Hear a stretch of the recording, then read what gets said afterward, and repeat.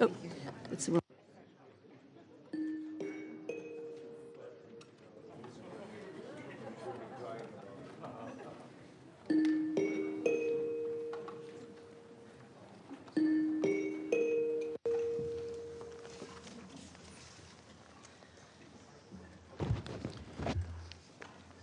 The 9,820th meeting of the Security Council is called to order. The provisional agenda for this meeting is non-proliferation, Democratic People's Republic of Korea. The agenda is adopted. In accordance with Rule 37 of the Council's Provisional Rules of Procedure, I invite the representatives of the Democratic People's Republic of Korea and Ukraine to participate in this meeting. The representative for Russia has asked for the floor. Госпожа председатель, мы хотели бы для протокола отфиксировать наше принципиальное несогласие с решением председательства пригласить на данное заседание Украину, а также по правилу 39 Евросоюз и представители НПО Conflict Armament Research. Американское председательство в этом месяце с самой первой недели, вплоть до сегодняшнего дня, побило все антирекорды нарушения практики работы Совета Безопасности, превращая его заседание в политизированный балаган. Есть устойчивое ощущение, что наши американские коллеги забыли, что Совет Безопасности ООН – это не партийный съезд демократической партии. В этом зале необходимо соблюдать сложившиеся правила в интересах поддержания авторитета СБ и эффективности его работы.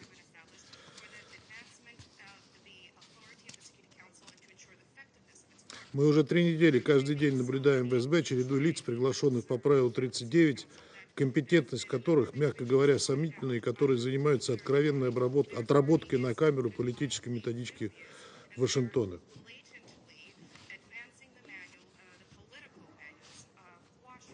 Причем об этих лицах становится известно лишь накануне заседания, что не позволяет даже толком обсудить целесообразность их приглашения. Это неуважение к Совету Безопасности, его правилам, процедуре, трата нашего времени и внимания. Господина Джона Лефа мы уже слышали в июне этого года, когда он пытался убеждать Совет в северокорейском происхождении ракет на своих картинках. Организация Conflict Armament Research, которую он представляет, финансируется на средства НАТО и Евросоюза. Можем ли мы ожидать от него какие-то независимые, беспристрастные оценки? Разумеется, нет. Совершенно ясно, чей политический заказ это НПО обслуживает. Методология ее работы весьма примитивна. Эксперты осматривают то, что им предложат Генеральная прокуратура и Минобороны Украины.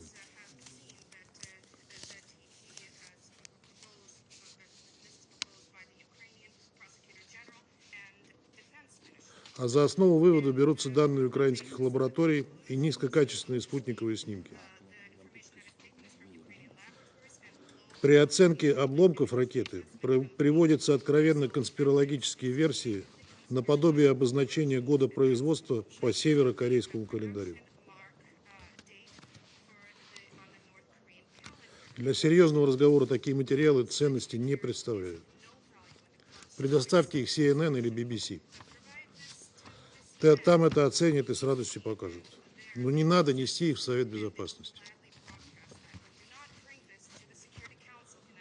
Что касается Евросоюза и Украины, то очевидно, что никакого отношения к региональной проблематике, которую предложено обсудить по пункту дня нераспространения КНДР, эти участники не имеют и никакого содержательного вклада в дискуссию не внесут.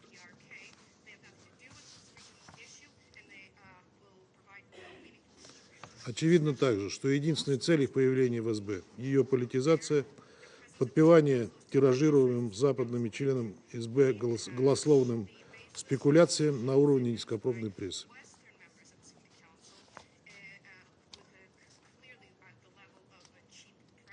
Все это подрывает авторитет Совета, снижает доверие к принимаемым решениям. Благодарю вас.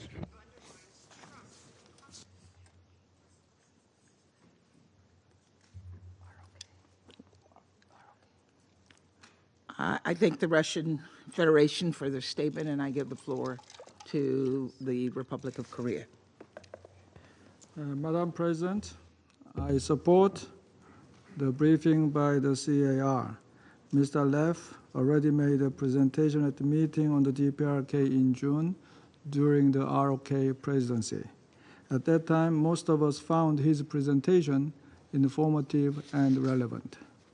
I also support the EU and Ukraine's participation, given that North Korean ballistic missiles, potential delivery means of nuclear weapons, are launched in the European battlefield, and that the agenda of this meeting is non-proliferation DPRK. Thank you, Madam President. I thank the Republic of Korea for their statement. I now give the floor to the representative of Japan. Thank you, Madam President. As to the car briefer, the briefer participated in the Security Council meeting in June and provided a very meaningful briefing that detailed the global non-proliferation issues, including the provision of North Korean ballistic missiles to Russia, with evidence-based arguments about the expansion of North Korea's military involvement. Regarding the participation of European Union and Ukraine, the expansion of DPRK's military involvement is no longer a regional issue, but a global concern that also directly affects the situation in Ukraine. It is also obvious that North Korea participated at the recent Security Council meeting on Ukraine last month under the Rule 37, and we understand that North Korea itself does not deny its engagement in the situation in Ukraine. Therefore, Japan does not consider the participations of those parties to be an issue, or even we consider it desirable. And Japan supports the list of speakers being proposed by the presidency. Thank you. Good. I thank the representative of Japan for their statement. I now give the floor to the United Kingdom. President, clearly it's important that this Council has the best possible evidence to inform its deliberations. But since Russia vetoed the UN panel of experts on 1718, we are forced to look elsewhere for credible civil society organisations to fill this gap. And the Conflict Armament Research Group has a strong record of evidence-based, independent reporting, which we believe the Council should hear from. As to the EU and Ukraine, there's been, as our Japanese and ROK colleagues have said, substantive evidence of DPRK munitions and missiles being used in Ukraine.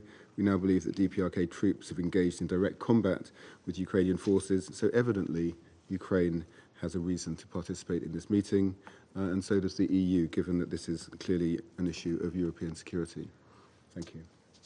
I thank the representative of the United Kingdom. Is there anyone else who wishes to speak? It is so decided. In accordance with Rule 39 of the Council's Provisional Rules of Procedure, I invite the following briefers to participate in this meeting. Ms. Rosemary DiCarlo, Undersecretary General for Political and Peace-Building Affairs, and Mr. Jonah Leff, Executive Director, Conflict Armament Research. It is so decided. In accordance with Rule 39 of the Council's Provisional Rules of Procedure, I also invite His Excellency Mr. Stavros Lambrinidis, Head of the Delegation of the European Union to the United Nations, to participate in this meeting. It is so decided.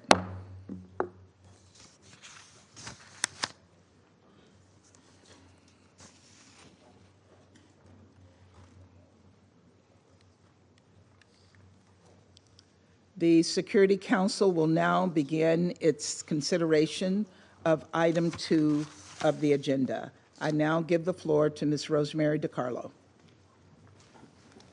Thank you. Madam President, I've been asked to brief the Security Council today on the Democratic People's Republic of Korea's adherence to the non-proliferation regime and on its military engagements.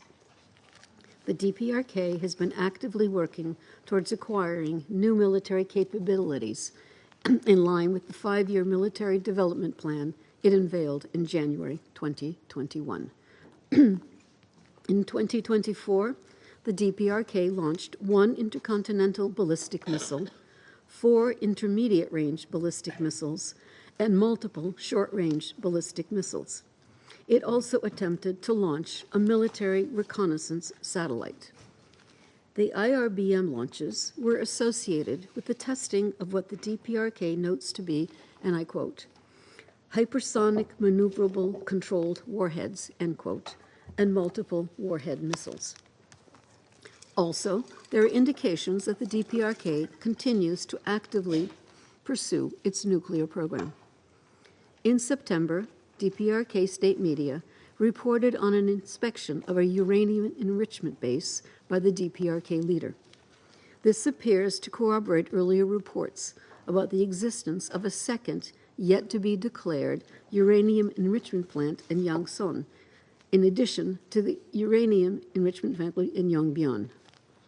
Further, on 20 November, the Director General of the International Atomic Energy Agency reported that the agency observed that the 5-megawatt reactor to Yongbyon was not operating between mid-August and mid-October. According to IAEA experts, that gap would have provided sufficient time to refuel the reactor and start its 7th operational cycle. Also, in November this year, the DPRK openly displayed its weapon delivery systems during an exhibition in Pyongyang.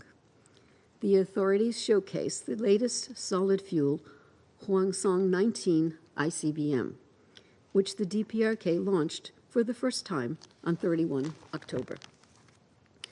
The missile set new records for the longest flight length and altitude reached by any DPRK ICBM launch. The Hwasong-19 and other weapon systems in the exhibition are produced in violation of relevant Security Council resolutions. Their open display demonstrates that the DPRK is far from slowing down its ballistic missile program. The DPRK's pursuit of its nuclear and ballistic missile programs undermines the global nuclear disarmament and non-proliferation regime. As we approach 2025, the final year of the DPRK's current 5-year military plan, we reiterate our calls on the DPRK to fully comply with its international obligations. Madam President, international attention has also recently focused on the reported increase in military cooperation between the DPRK and the Russian Federation.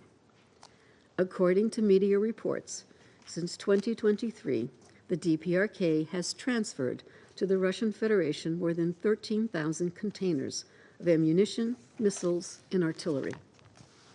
The latter include 170 millimeter self-propelled guns and 240 millimeter multiple rocket systems.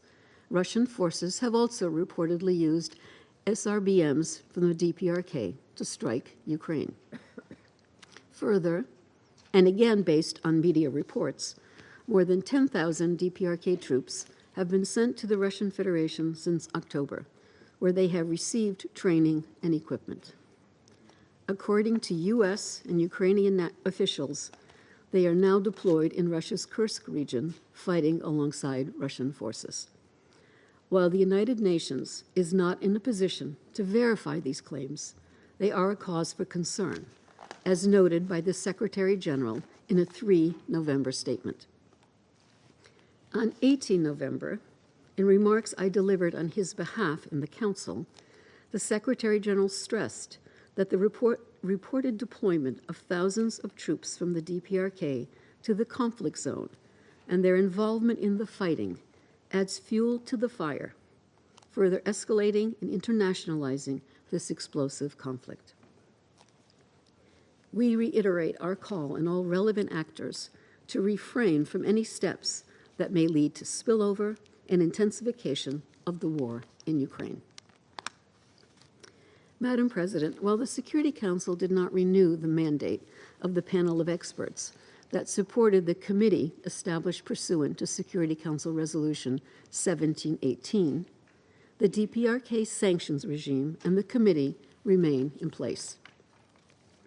I'd like to reiterate that international engagement with the DPRK is guided by Security Council Resolutions 1718, 1874, 2087, 2094, 2270, 2321, as well as Resolutions 2356, 2371, 2375, and 2397.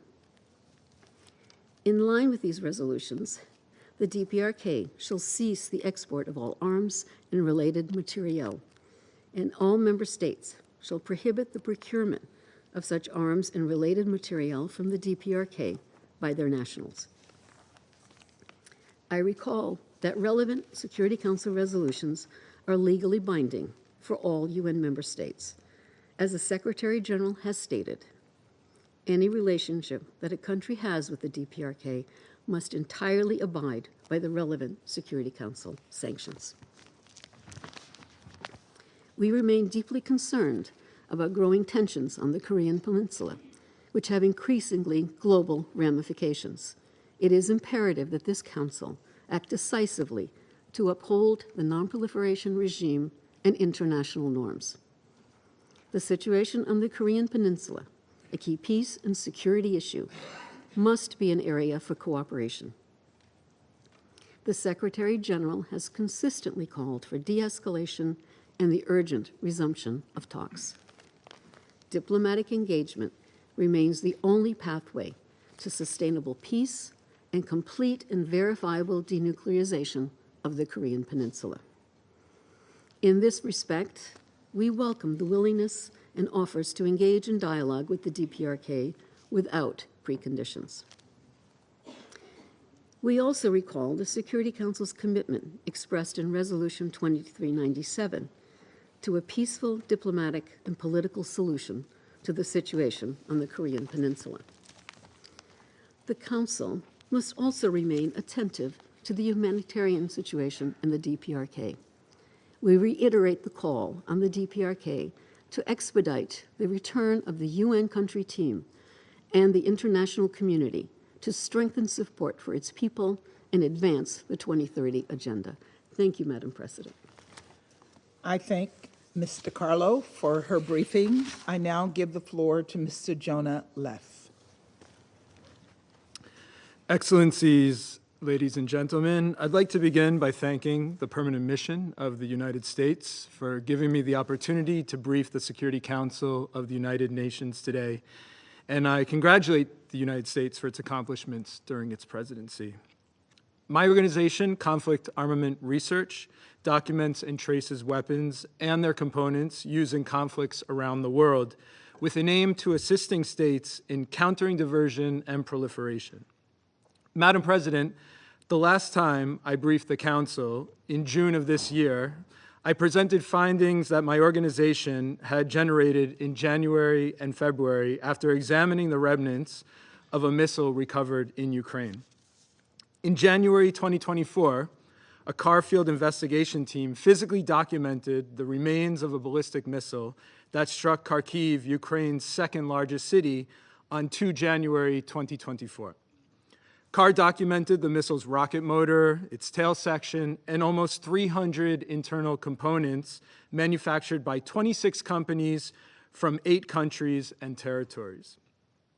Based on several unique features observed during the documentation, we determined that this missile was of the Hwasong-11 family manufactured in the DPRK in 2023. In the days following this initial documentation, our teams inspected 3 further identical DPRK missiles that struck Kyiv and Zaporizhzhia. Security Council resolutions on DPRK prohibit UN member states from procuring arms or related material from the DPRK and prohibit the DPRK from exporting this material. Our reporting on the matter was the first public analysis of such weapons launched outside the DPRK and in the war in Ukraine.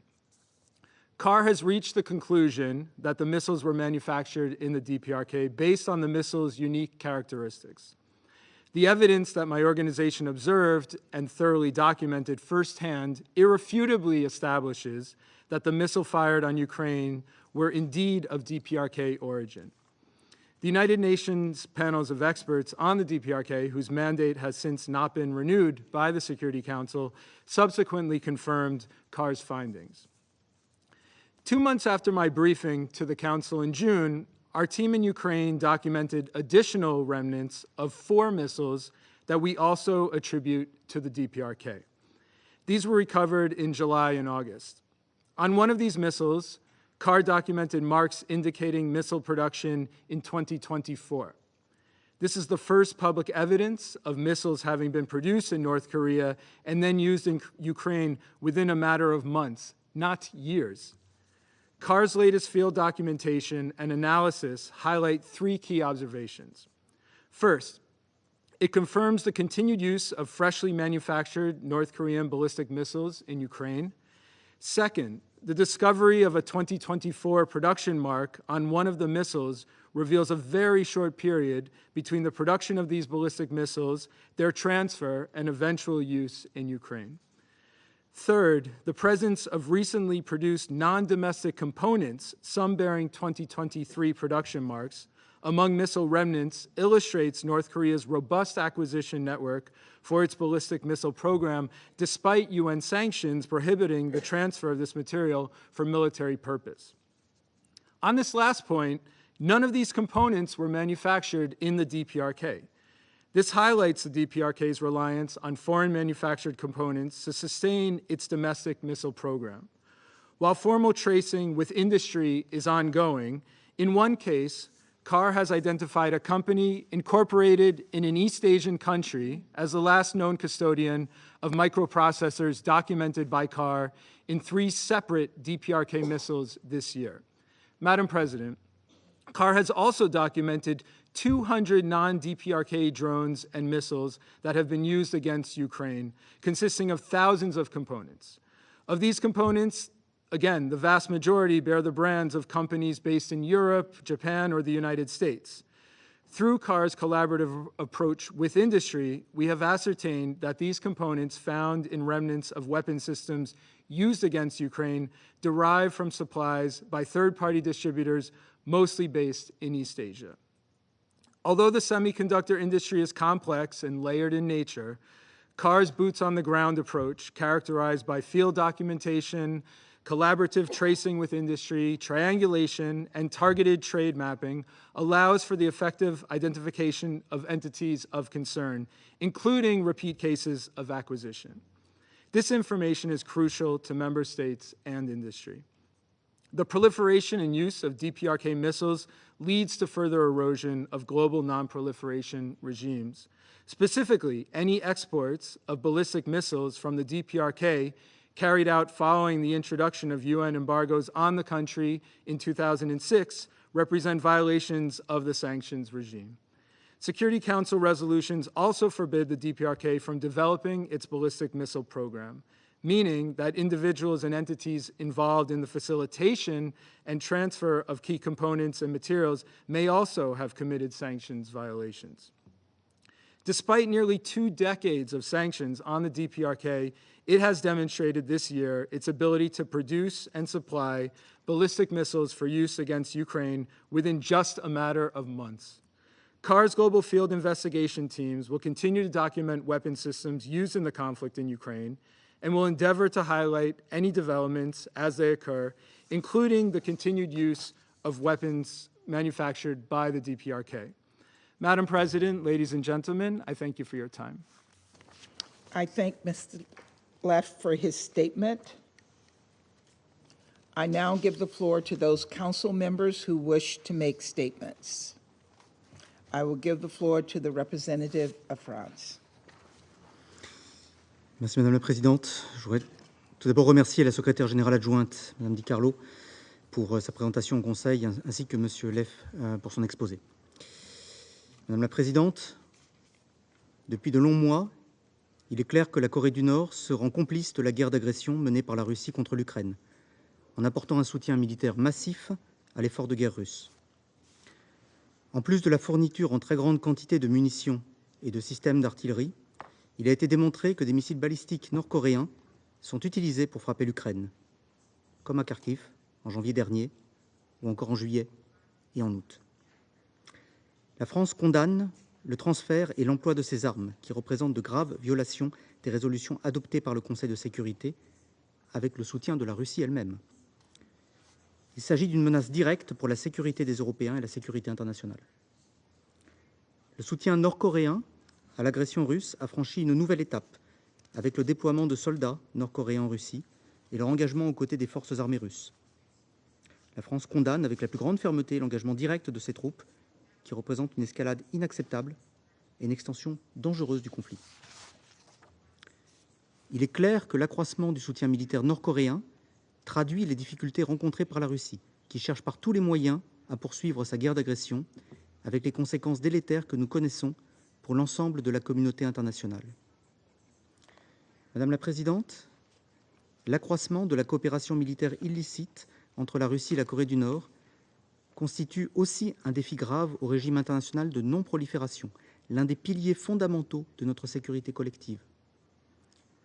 En contrepartie du soutien militaire qu'elle reçoit, la Russie est devenue pourvoyeuse d'impunité et d'assistance aux programmes illégaux d'armes de destruction massive de la Corée du Nord.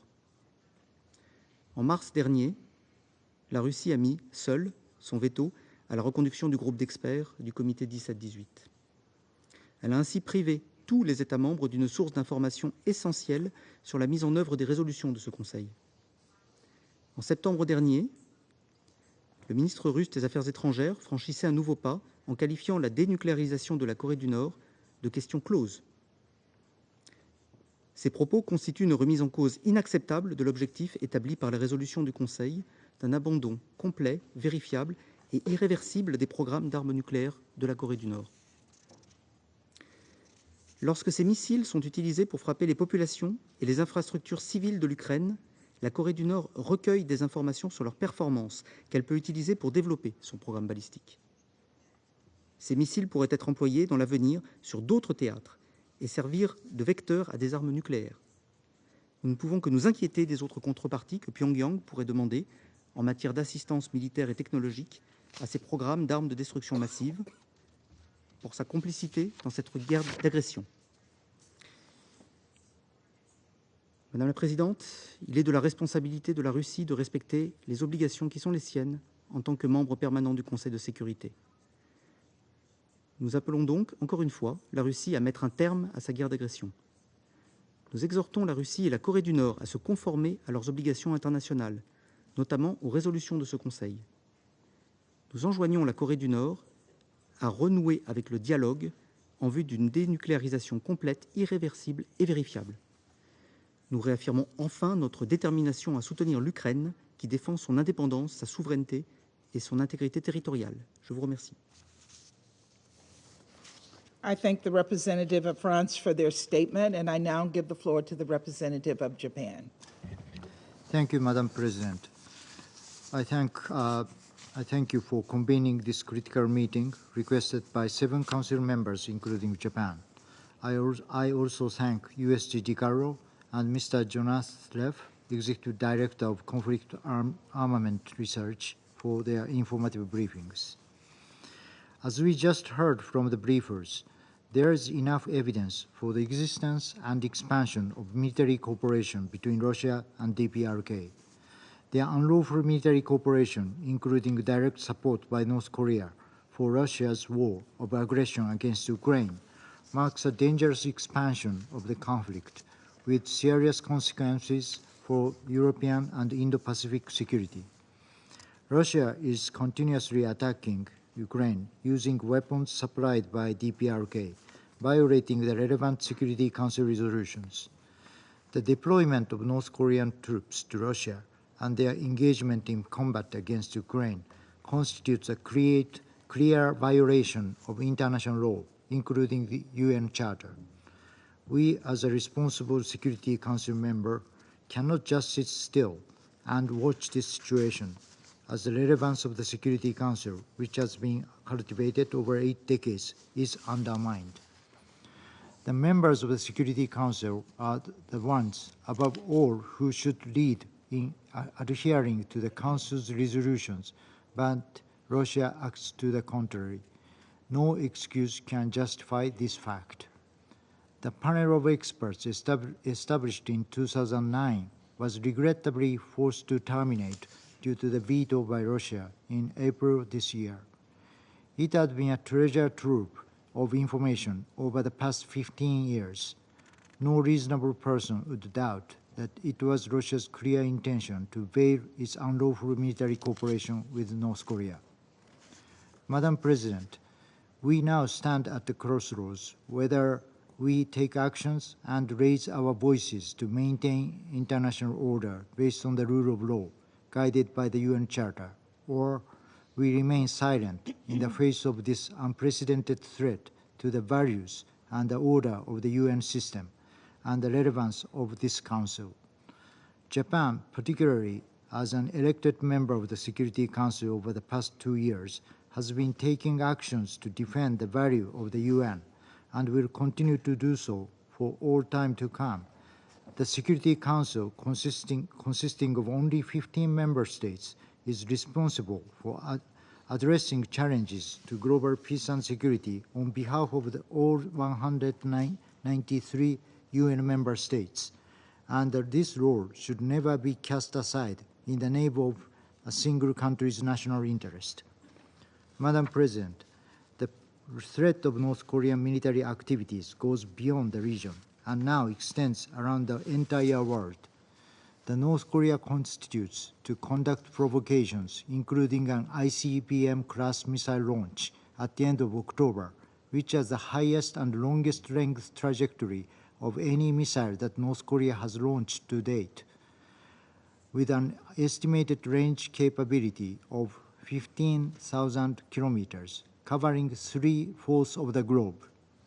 Not to mention that recent nuclear developments, including the release of images of a uranium enrichment facility for the first time in September, are also of grave concern. These reckless nuclear and ballistic missile developments by DPRK jeopardize the global non-proliferation regimes. In this connection, there is a big question about what North Korea has gained or will gain in return for its military support for Russia's aggression against Ukraine. Any support or benefit to North Korea related to its nuclear and ballistic missile development is a menace to the global non-proliferation regime.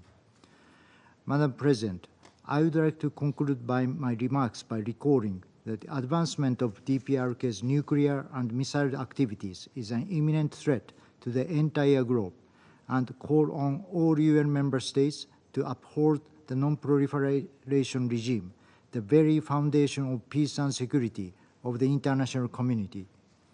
Today's agenda, non-proliferation/DPRK, clearly describes the reason why we are here to discuss at this critical moment. Japan is committed to addressing this global challenge, not just as a member of the Security Council, but also as a responsible adherent to the United Nations anchored by the UN Charter. I thank you, Madam President. I thank the representative of Japan for their statement. I now give the floor to the representative of Malta. Thank you, President. And I also thank USG De Carlo and Mr. Leff for their comprehensive yet worrying briefings. We joined the call for this meeting because we are deeply concerned about DPRK's growing military cooperation with the Russian Federation, including in support of its aggression against Ukraine. As we have stated multiple times, the transfer of arms as well as ammunition and related materials to and from the DPRK is a flagrant violation of multiple Security Council resolutions, as well as the 1718 sanctions regime. Over the past 2 years, the DPRK has continued to advance its unlawful WMDs program, including through a record number of ballistic missile launches. Throughout this period, the DPRK has enjoyed external support for its ever-evolving architecture of sanctions evasion, and this Council has not been able to speak with one voice to condemn it. Multiple reports show that the DPRK transferred ballistic missiles and ammunition to the Russian Federation in support of its war in Ukraine. We strongly condemn such actions. These actions are blatant violation of the sanctions regime, gravely undermine the UN Charter, and contribute to furthering the suffering of the Ukrainian people. We also reiterate our disappointment for the termination of the 1718 panel of experts. The panel's reports represented a crucial source of information on the sanctions implementation. Its absence greatly facilitates violations, with the results we are witnessing today. Equally concerning is that the regime continues to prioritize its unlawful WMDs program and its military engagements over the needs of its people. Despite an estimated over 40% of the population in need of direct assistance, the regime continues to deny access to the UN and international humanitarian actors. President, the threat posed by the DPRK is no longer a regional one. Its advanced missile capabilities, as well as its active involvement in and support for Russia's aggression of Ukraine, have detrimental consequences for European security as well. This is unacceptable, and the Council should send a clear and unified message to the DPRK. Sanctions remain in place, and it is imperative that all Member States fully implement them. In this connection, we encourage the 1718 Committee to continue to actively engage with the wider membership, as well as with relevant international organizations, to ensure a constant flow of information. Years of Council's inaction and external support have emboldened the DPRK. We deeply regret that during Malta's tenure on the Council, this threat to international peace and security has continued to grow rather than being addressed, as the mandate of this body would dictate. While we prepare to leave the Council, we will continue to engage on this file towards the ultimate goal of lasting peace and denuclearization in the Korean Peninsula. To this end, we urge all members to set aside their differences and collectively address this situation. I thank you. I thank the representative of Malta for their statement. I now give the floor to the representative of the Republic of Korea. Thank you, Madam President, for convening this important meeting. I also extend my gratitude to USGT Carlo and Mr. Jonah Leff, Executive Director of Conflict Armament Research, for their briefings. Madam President, as the year comes to an end, let me take this opportunity to recap the significant developments we witnessed on North Korea's unlawful WMD program in 2024 and how it kept threatening international peace and security. First, North Korea's redefinition of inter-Korean relations announced early this year marks the culmination of North Korea's nuclear policy.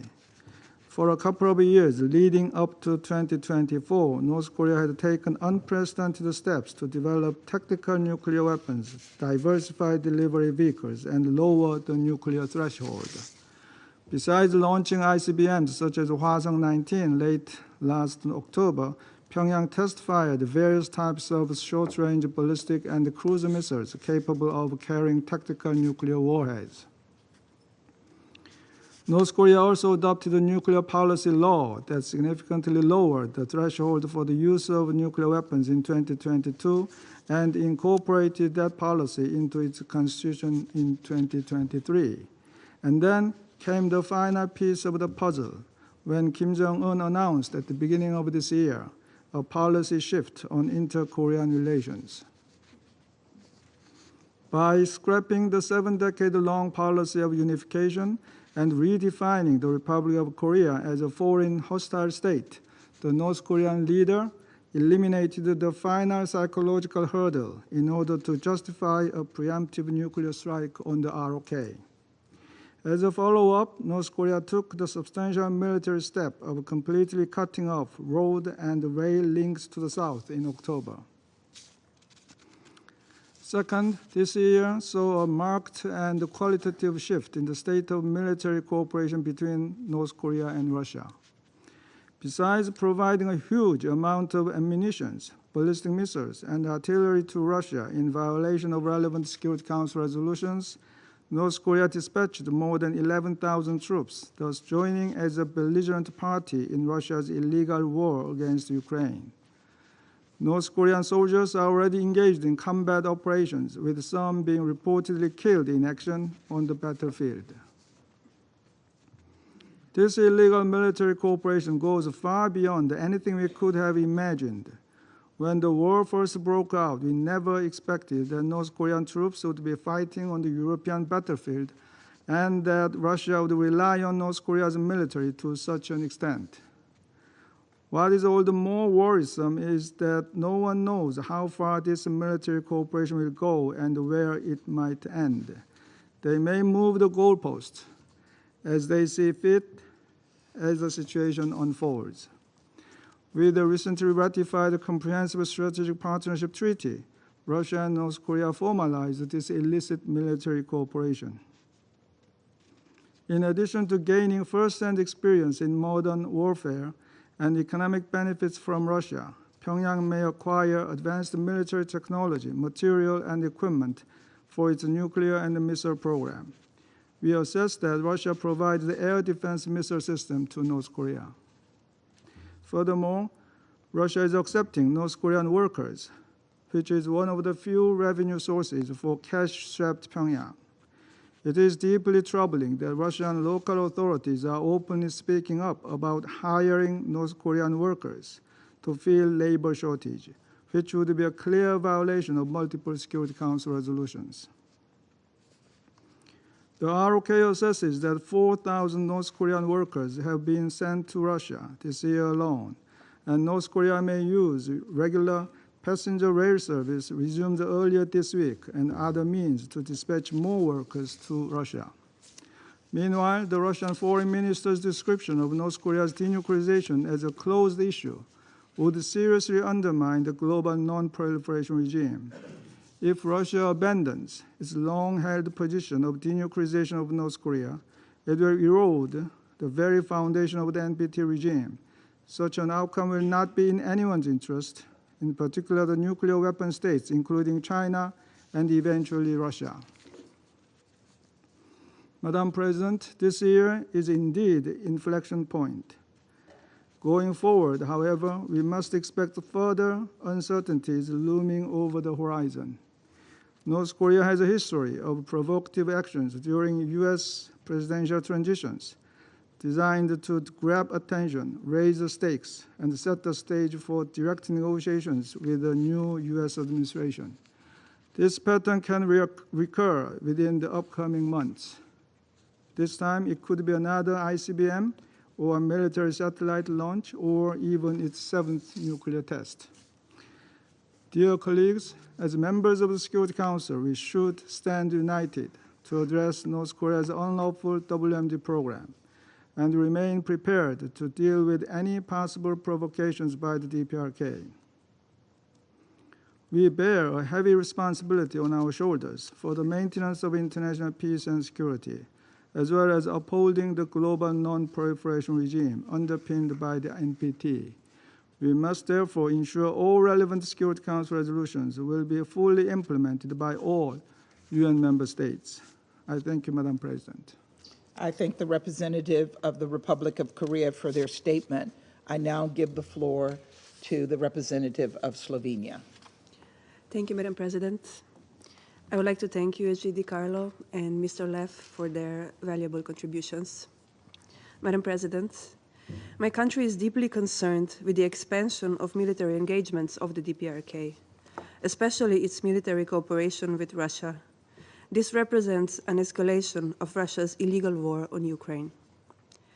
Firstly, evidence on arms transfers cropped up.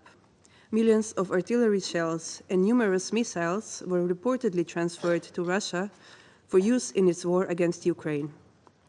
Secondly, evidence emerged of DPRK troops' presence in Europe. And what is more, the latest reports indicate that they are now actively involved in this war. These developments represent blatant violations of UN Security Council resolutions and heavily imply that Russia is willing to undermine the Council and the UN to achieve short-term military advantages.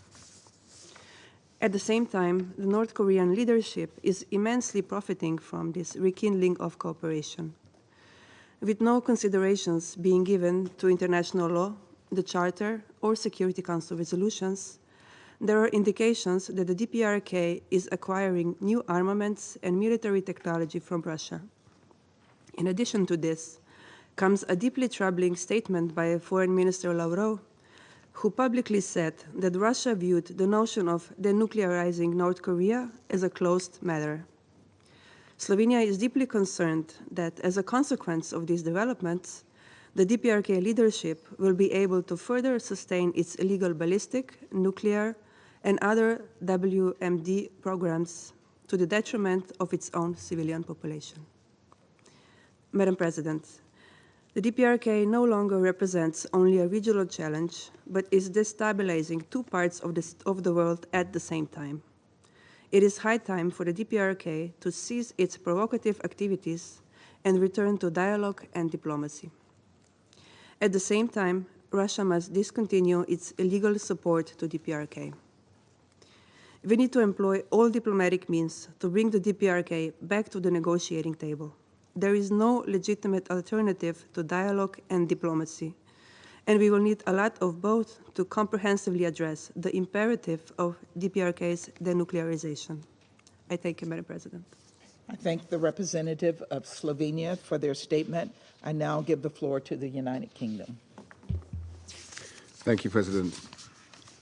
And thank you to USG DiCarlo and Mr. Leff for your briefing. Over the past year, we've seen the DPRK providing increasing support to Russia's illegal war against Ukraine through the supply of munitions, ballistic missiles, and now manpower, with the deployment of more than 10,000 DPRK troops to Russia. The Council should be deeply concerned that DPRK troops are now engaging in direct combat operations against Ukraine, involving themselves directly in the largest war in Europe in a generation. A war the General Assembly has repeatedly described as a violation of international law. While Russia's growing reliance on third country support comes as no surprise, given its weakened state and its desperate efforts to steal more Ukrainian territory, this is a grave error by DPRK. We call upon Pyongyang to withdraw its forces from the theatre of combat and encourage all countries with influence in Pyongyang to use it accordingly. It should by now be crystal clear to the DPRK, your support for Russia's illegal war in Europe is not in your interests. You must cease this support immediately and return to meaningful engagement with the international community. Colleagues, deepening military cooperation between Russia and the DPRK has significant implications for security and stability in Europe, the Korean Peninsula, and elsewhere. We should all be worried about a DPRK with improved military technology and enhanced capacity to export weapons. Recent reports that Russia intends to transfer MiG-29 and Su-27 fighter aircraft to DPRK further exposes Russia's willingness to raise tensions on the Korean Peninsula and undermine regional stability in the Indo-Pacific, all in service of its war against Ukraine. And Foreign Minister Lavrov's declaration that the notion of denuclearizing North Korea is a, quote, closed issue, unquote, is a reckless departure from the agreed principle of complete, verifiable, and irreversible disarmament, and undermines the non-proliferation treaty. We call on Russia, an NPT depository state, to align their words and actions with their stated commitment to global nuclear non-proliferation principles. We will continue to impose costs on Russia and DPRK for this dangerous expansion of the war. If Putin was truly interested in peace, he could end this war today by ceasing his deployment of DPRK troops on the front line and ending his country's aggression against Ukraine. I thank you. I thank the representative of the United Kingdom for their statement. I now give the floor to the representative of Guyana. Thank you, Madam President. I thank Undersecretary General DiCarlo and Mr. Leff for their briefings. I also acknowledge the presence of the representatives of the Democratic People's Republic of Korea, Ukraine, and the European Union in this meeting. Madam President, Guyana reiterates its condemnation of all ballistic missile launches in 2024 by the DPRK in violation of relevant Security Council resolutions. We urge the DPRK to adhere scrupulously to its obligations under these resolutions, to abandon its nuclear weapons program as well as its ballistic missile program, and to destroy all other existing weapons of mass destruction. We also encourage all member states to comply with and implement the relevant Council resolutions related to the DPRK.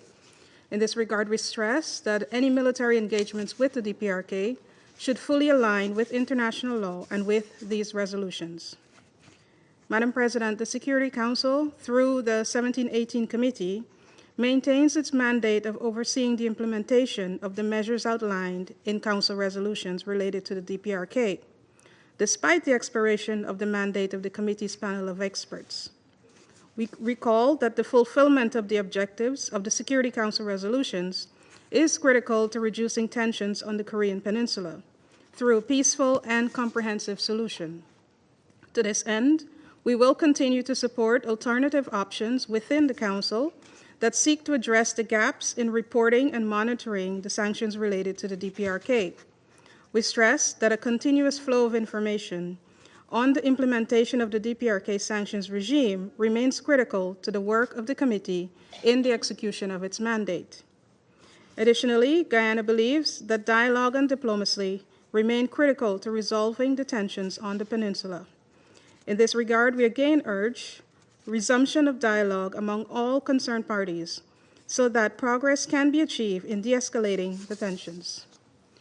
Madam President, in conclusion, Guyana reaffirms its commitment to the Council's efforts to bring about full compliance with its resolutions related to the DPRK, including through the 1718 Sanctions Committee.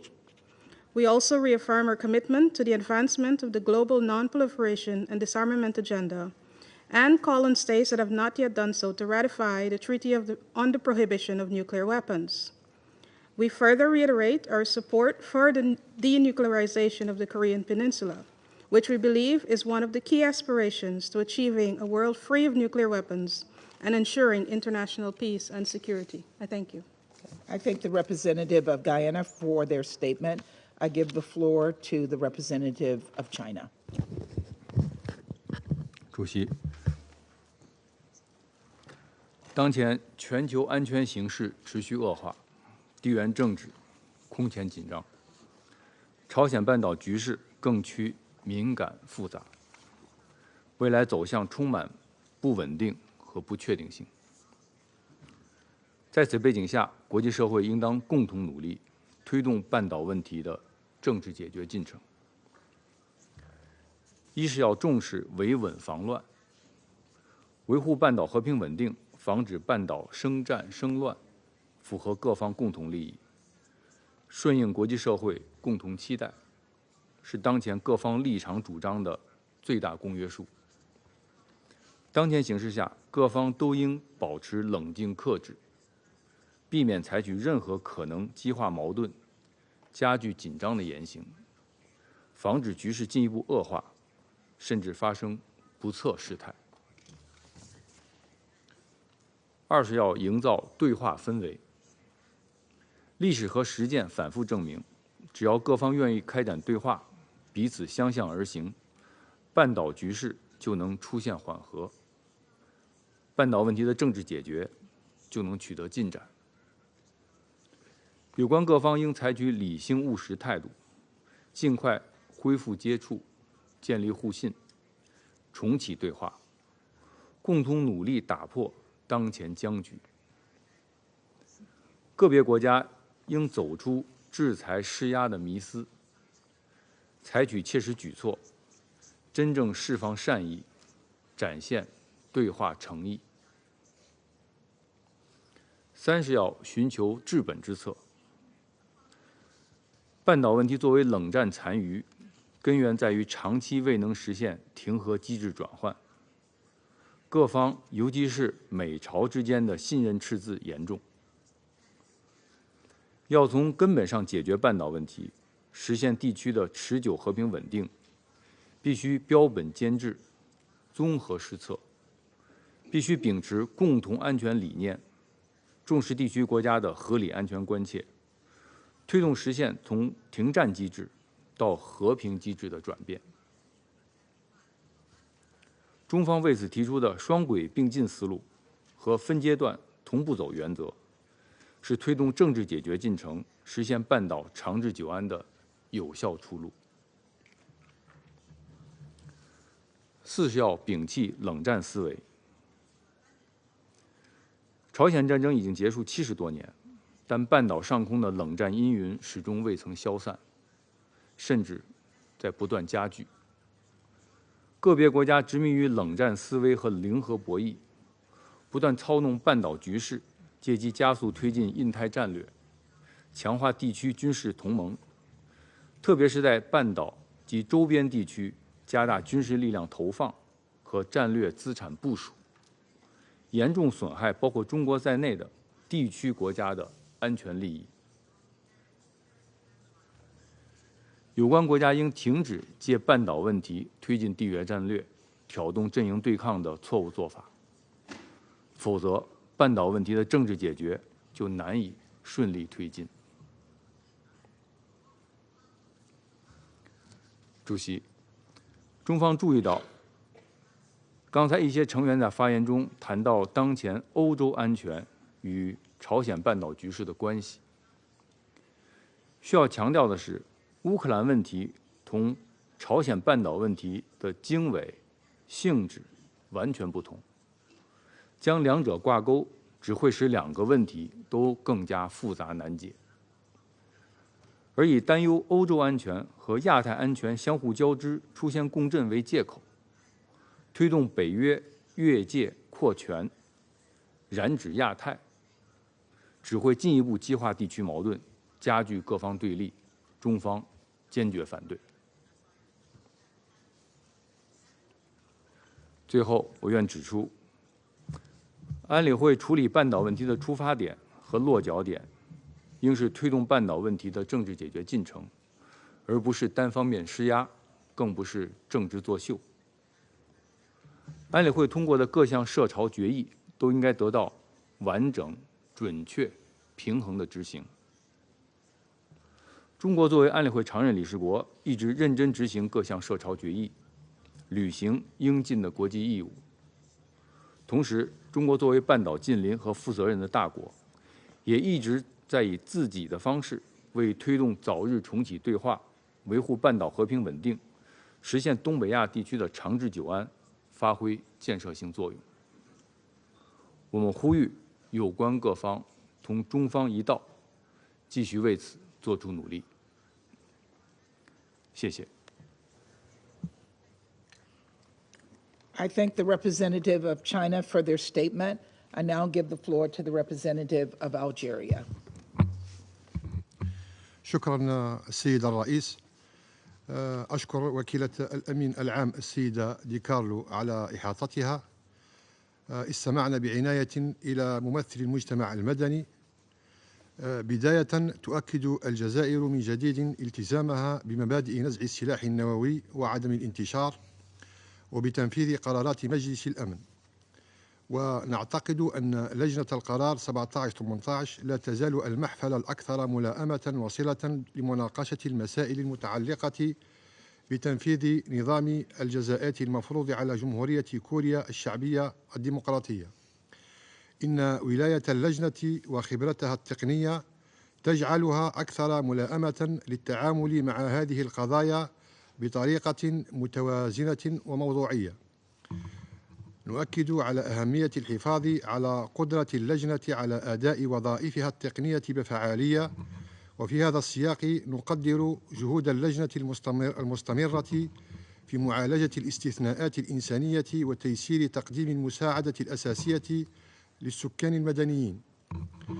وفيما يتعلق بمختلف الشواغل المعبر عنها، ترى الجزائر أنه ينبغي معالجة هذه المسائل من خلال القنوات التقنية القائمة في إطار لجنة القرار 17-18، حيث يضمن هذا النهج التقييم السليم للمعلومات مع تجنب أي تسييس غير مبرر.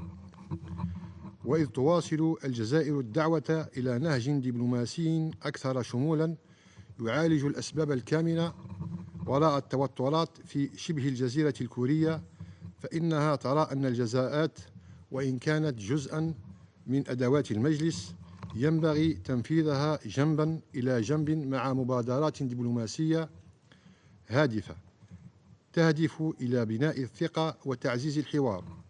وفي هذا الصدد نؤيد وضع خارطة طريق تدريجية يمكن أن تشمل تدابير متبادلة لتشجيع خطوات ملموسة نحو نزع السلاح النووي، فقد أظهرت التجارب أنه من غير المرجح أن يؤدي نهج الكل أو لا شيء إلى نتائج مستدامة. من جهة أخرى، لا نزال نشعر بقلق إزاء تأثير الجزاءات على السكان المدنيين، وندعو إلى مواصلة الاهتمام بالاعتبارات الإنسانية، ونشجع على تنفيذ فعال لآلية الاستثناءات التابعة للجنة والتي لها دور حيوي في هذا الصدد.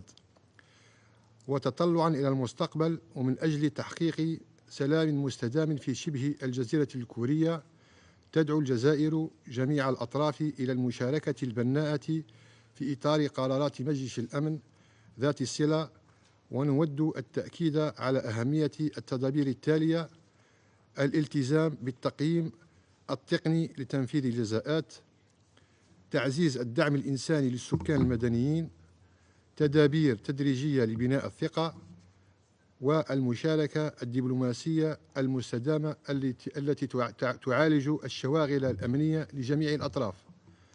ختاما، وإذ نشجع جميع أصحاب المصلحة على العمل من أجل خفض التوترات وتهيئة الظروف المواتية لإجراء حوار مجد، يظل هدفنا المشترك إقامة سلام واستقرار دائمين في شبه الجزيرة الكورية بالوسائل الدبلوماسية. شكرا للسيد الرئيس. I thank the representative of Algeria for their statement. I now give the floor to the representative of Sierra Leone. Thank you, Madam President. We thank USG Ms. Rosemary DiCarlo for her important briefing. We take note of the contribution of Mr. Jonah Leff. At the outset, Sierra Leone reaffirms its unwavering commitment to the principles of disarmament, non-proliferation, and international peace and security, and calls for concerted and concrete efforts to combat proliferation efforts worldwide. We reiterate the provision of the Charter of the United Nations that states that all members shall settle their disputes by peaceful means in such manner that international peace and security are not endangered. Madam President, the DPRK's advancement of its nuclear and ballistic missile program is a cause for concern and requires the highest level of attention. We reiterate a call for the DPRK to respect and fully comply with its obligations under the numerous Security Council resolutions that prohibits its continuous and alarming nuclear and ballistic weapons program.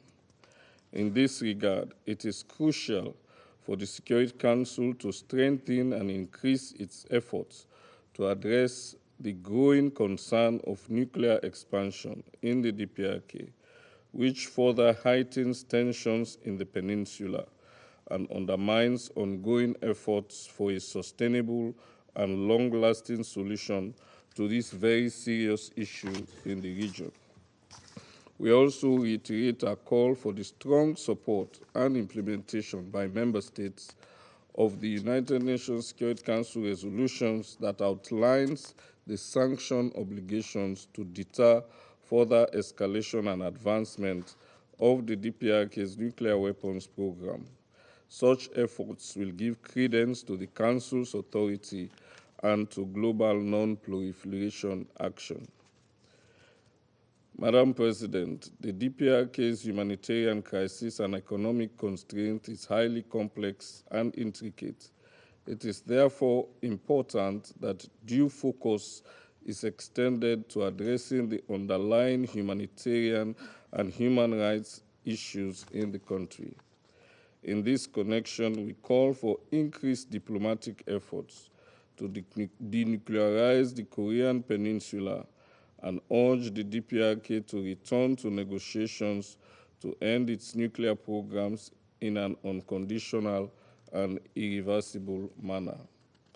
Sierra Leone also calls on the DPRK to engage bilaterally and multilaterally to unequivocally commit to transparent, complete, verifiable, irreversible, and non-discriminatory nuclear disarmament. Additionally, we reiterate our call for the CTBT's entry into force, noting its valuable contribution to halting further modernization and increase in vertical and horizontal proliferation of nuclear weapons, thereby advancing the goal of nuclear disarmament.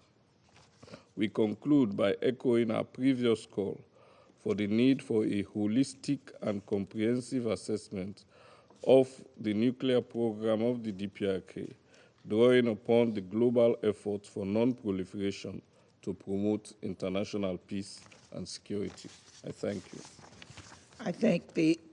I thank the representative of Sierra Leone for their statement. I now give the floor to the representative of Ecuador.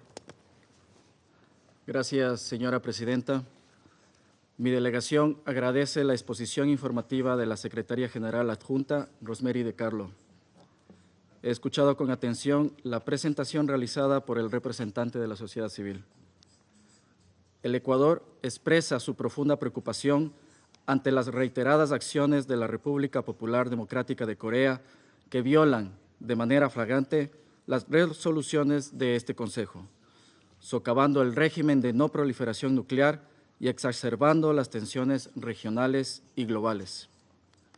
La constante realización de pruebas balísticas, así como el desarrollo de armamento nuclear, constituyen amenazas directas a la estabilidad internacional y a la arquitectura global de no proliferación.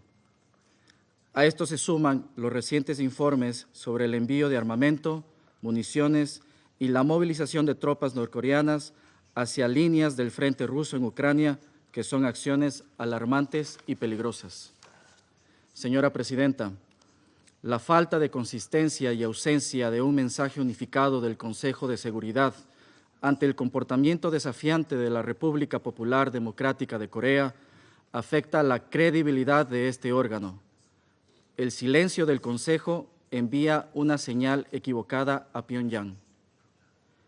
En el pasado, el Consejo de Seguridad fue capaz de enviar un mensaje unánime y claro frente a violaciones por parte de la RPDC, pero hoy lamento profundamente el estancamiento que caracterizan las deliberaciones de este Consejo. Mientras las diferencias continúan obstaculizando una respuesta colectiva efectiva, las amenazas a la paz y seguridad internacionales se multiplican. La amplia membresía de las Naciones Unidas exige a este Consejo un mensaje de respeto y cumplimiento al derecho internacional, la Carta de las Naciones Unidas y las resoluciones del Consejo de Seguridad. Debemos recordar que la Carta de las Naciones Unidas nos confiere la responsabilidad primordial de mantener la paz y seguridad internacionales. Este principio debe guiar nuestras decisiones por encima de cualquier otra consideración. Distinguidos colegas, Las acciones unilaterales que priorizan el poder militar sobre el diálogo y la cooperación erosionan los pilares sobre los cuales se construyó esta organización. En este contexto, el Ecuador hace un llamado a la RPDC para que cese inmediatamente sus actividades provocadoras y se comprometa de manera plena con sus obligaciones internacionales asumidas bajo la Carta de las Naciones Unidas. Al ser esta la última vez que mi país tiene la oportunidad de tratar este tema luego de 2 años de membresía en este Consejo, exhortamos nuevamente a los miembros con mayor influencia con la RPDC a restaurar su compromiso hacia la búsqueda de soluciones dialogadas y evitar escaladas innecesarias que podrían tener consecuencias catastróficas. La diplomacia debe prevalecer. Muchas gracias. I thank the representative of Ecuador for their statement. I now give the floor to the representative of the Russian Federation. Госпожа председатель, приветствуем участие в заседании постоянного представителя Корейской Народно-Демократической Республики. С удивлением выслушали госпожу Розмари Ди Карло. Это был весьма своеобразный брифинг высокопоставленного представителя ООН, основанный на сообщениях прессы, которые ООН не может подтвердить. Так что же вы тогда приводите эти данные с этой трибуны? Те, кто вас слушает, последнюю фразу не расслышат, а будут воспринимать сказанное вами, пересказ вами газетных инсинуаций за чистую монету и мнение ООН. Получается, вы участвуете в раскручивании фейкового политизированного нарратива в нарушении своих обязательств по статье 100 Устава ООН. О характере оценок господина Лефа я уже высказывался. Повторяться не буду. Как мы ранее говорили и о выводах ряда членов почившей в БОЗе группы экспертов,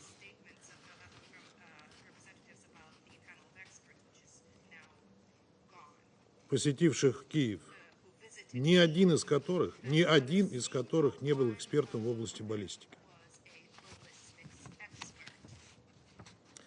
За последние годы Совет провел немало заседаний по инициативе Соединенных Штатов по ситуации на Корейском полуострове под лицемерными предлогами. Они методично созывались всякий раз, когда КНДР принимала посильные меры по укреплению собственной национальной безопасности в ответ на военные провокации Вашингтона, Сеула и Токио. Главной задачей в таких заседаниях было 2.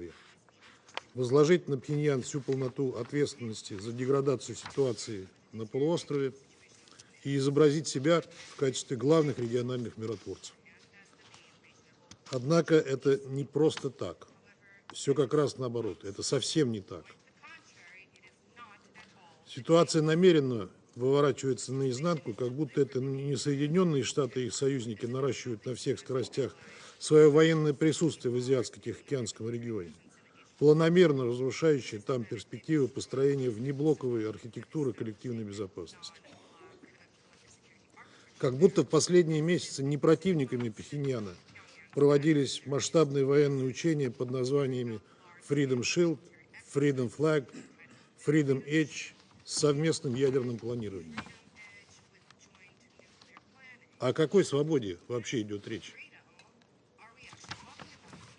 Эти провокационные акции сопровождаются скоплением у границ КНДР сотен единиц авиатехники, сухопутных сил, морской пехоты и спецназа. Стоит напомнить, что в рамках этих маневров последовательно отрабатываются сценарии гипотетического вооруженного конфликта с применением ядерного оружия и физического устранения северокорейского руководства. Указанная линия, как известно, производится в нарушение резолюций Совета Безопасности ООН по корейскому регулированию, предписывающих решать проблему полуострова исключительно мирными, дипломатическими и политическими средствами, а также путем диалога. Это записано именно в тех резолюциях, на которые вы постоянно ссылаетесь. том, что касается сотрудничества России с Пхеньяном, то неоднократно озвучивали нашу позицию. КНДР – наш близкий сосед и партнер, с которым мы развиваем отношения во всех областях. Это наше суверенное право.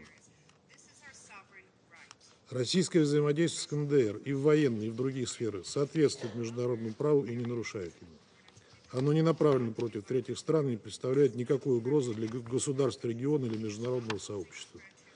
И не сомневайтесь, мы продолжим развивать это сотрудничество. 12 ноября был ратифицирован договор между Российской Федерацией и КНДР о всеобъемлющем стратегическом партнерстве. В документе заложены базовые принципы дальнейшего развития российско-корейских связей, нацеленных на углубление партнерства и стратегической кооперации по широкому спектру приоритетных для двух государств направлений – построение справедливой международной системы. Он носит неконфронтационный, оборонительный характер и нацелен на поддержание стабильности в регионе Северо-Восточной Азии. Вы же сами всегда говорили, что по вашим правилам НАТО – оборонительный союз. Почему же вы так нервничаете сейчас, если речь идет о совместной обороне? В ответ на тезисы представителя Республики Корея хотели бы отметить следующее. Прежде чем рассуждать о последствиях действий Пхеньяна, вам следовало бы сначала разобраться с тем, что происходит в вашей стране, и не только с внутриполитической точки зрения. По утечкам тех же СМИ в течение последних месяцев Сеул сознательно старался спровоцировать резкий всплеск напряженности на полуострове. В этих целях осуществлялась отправка в направлении КНДР беспилотников, чтобы вызвать ответную жесткую реакцию Пхеньяна. Имеется информация, что бывшим министром обороны Республики Корея планировалась акция по обстрелу мест запуска с территории севера воздушных шаров с мусором. Если это так, то голословные утверждения Сеула о якобы угрожающем характере взаимодействия России и КНДР выглядят несостоятельно и лицемерно. Госпожа председатель, до сегодняшнего дня алармистские созывы Совета Безопасности казались рутинной обработкой политического заказа, которая, по всей видимости, была призвана произвести впечатление на внутреннюю аудиторию.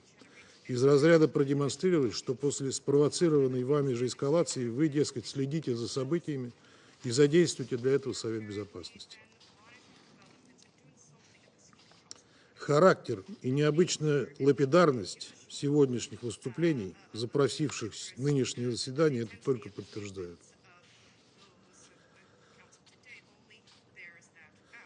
Как и идентичных излагаемых вами тезисов. Мы могли бы еще больше сократить время этой увлекательной встречи, если бы вы выделили кого-нибудь одного выступить от имени всех 7 запросивших это заседание стран. Это бы ничего не добавило и ничего не убавило из вашего нарратива. Однако выбор темы для сегодняшнего заседания пересекает все рамки приличия.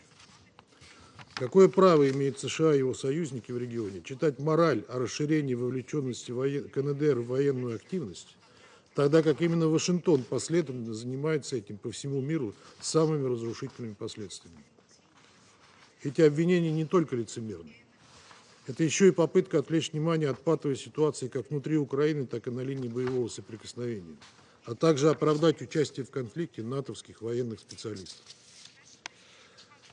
В рамках гибридной войны с целью нанесения России стратегического поражения, о чем франкосаксы и их союзники не стесняются заявлять открыто, они не только накачивают киевский режим различными видами вооружений, но и перебрасывают на Украину свои войска. В рядах ВСУ сражаются военнослужащие западных армий. Это факт. И это никакие не добровольцы, а офицеры, без которых было бы невозможно использовать не то что западное дальнобойное оружие, но и украинские средства дальнего поражения.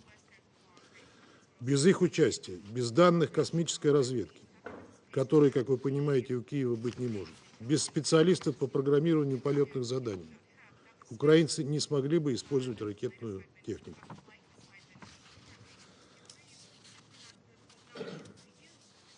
Именно при военной помощи Запада киевский режим смог реализовать Курскую авантюру в августе, не спровоцированную напав там на мирное, именно мирное население российских городов. ВСУ в упор расстреливали гражданских лиц, похищали их и препятствовали эвакуации. Мы подробно об этом рассказывали в ходе неформальной встречи по формуле Ария в октябре, в том числе демонстрировали показания очевидцев, которые подтверждали, что в этой безрассудной вылазке были самым активным образом задействованы иностранные военнослужащие. Но об этом всем западные делегации в этом зале предпочитают не говорить, отмахиваясь лицемерными фразами о праве Украины на самооборону и готовности оказывать поддержку Киеву, сколько потребуется. Сегодня была упомянута здесь международная группа мониторинга санкций в отношении КНДР. Механизм, который преподносится в качестве замены группе санкционных экспертов Комитета Совета Безопасности 17-18. Занимавшийся перепечаткой газетных материалов, как госпожа Ди Карло сегодня, и полностью дискредитировавший себя. Хотим подчеркнуть, что данный инструмент, созданный в обход Совета Безопасности, не имеет легитимного международного мандата. Его создание прямо противоречит Уставу ООН, как инициатива, подрывающая исключительные прерогативы Совета Безопасности в вопросах наблюдения за осуществлением своих санкционных мер. Поэтому любые продукты, выработанные в данном формате, не будут иметь никакой легитимности. И, в чем мы не сомневаемся, будут являться подтасовкой и дезинформацией. Коллеги, возвращаясь к ситуации на Корейском полуострове, хотели бы вновь констатировать, Совету Безопасности следует кардинально пересмотреть подходы, чтобы вывести ситуацию из опасного тупика, а не усугублять ее еще больше. Мы не раз говорили, с каких направлений можно было бы начать движение к нормализации.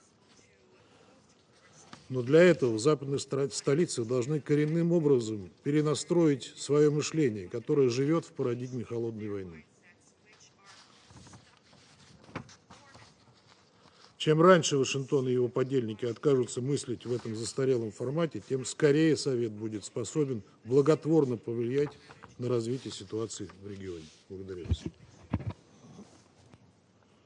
I thank the representative of the Russian Federation for their statement, and I now give the floor to the representative of Switzerland. Madame la Présidente, nous remercions la secrétaire générale adjointe Rosemary Di Carlo et M. Jonah Leff de Conflict Armament Research pour leurs exposés. Nous saluons la participation des représentants de l'Ukraine, de la République populaire démocratique de Corée et de l'Union européenne à nos délibérations. Les rapports qui viennent d'être faits sont profondément troublants et, si confirmés, les faits constitueraient non seulement des violations du droit international, mais représenterait un développement qui risque d'avoir de graves conséquences pour la sécurité européenne, asiatique et globale. Trois aspects nous semblent particulièrement importants. Premièrement, d'un point de vue légal, un déploiement de troupes des forces armées par la RPDC, si avère, s'ajouterait au nombre croissant de rapports fondés faisant état du transfert illégal d'armes à la Russie. Toute transaction d'armes avec le RPDC constitue une violation des sanctions de ce Conseil.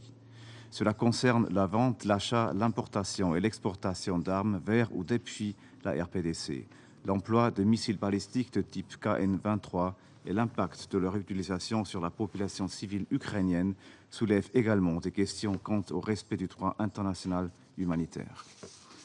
Une coopération militaire telle que décrite serait également proscrite selon les résolutions 17-18, 18-64-14 et 22-70, alors que la résolution 23-97 prévoyait le rapatriement de tous les travailleurs étrangers de la RPTC.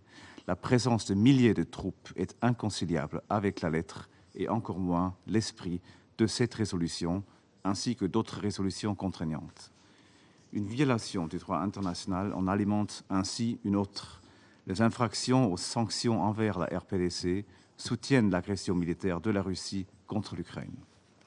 La Suisse regrette vivement que la prolongation du mandat du groupe d'experts sur la RPDC ait échoué à cause d'un veto russe, alors que ce groupe menait des enquêtes sur les allégations des transferts illégaux d'armes entre la RPDC et la Russie. Deuxièmement, la Suisse condamne l'agression militaire de la Russie contre l'Ukraine. Il est consternant que, malgré les appels clairs et répétés de l'Assemblée générale et de la Cour internationale de justice, la Russie continue son agression militaire.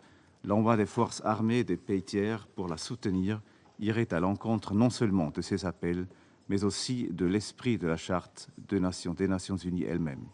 Nous appelons la RPDC et toute tierce partie à s'abstenir de toute action susceptible d'alimenter l'agression militaire russe. Et nous appelons une nouvelle fois la Russie à cesser immédiatement les hostilités et à retirer ses troupes de l'ensemble du territoire ukrainien. Finalement, en ce qui concerne l'architecture de non-prolifération soigneusement construite au fil des 5 dernières décennies, nous appelons la RPDC à prendre des mesures concrètes en vue d'abandonner ces programmes d'armes nucléaires, de missiles balistiques et d'autres programmes connexes de manière complète, vérifiable et irréversible, et à respecter le moratoire sur les essais nucléaires qu'elle s'est imposé. La Suisse appelle la RPDC à se soumettre à nouveau et le plus tôt possible au traité de non-prolifération et aux garanties de l'AIEA, ainsi qu'à signer et ratifier le traité d'interdiction complète des essais nucléaires. La Russie, comme État dépositaire du TNP, est appelée à le renforcer, non à l'affaiblir. Madame la Présidente, ce Conseil a la responsabilité et le devoir de répondre au double défi que représente l'agression militaire contre l'Ukraine et de dénucléarisation de la péninsule coréenne.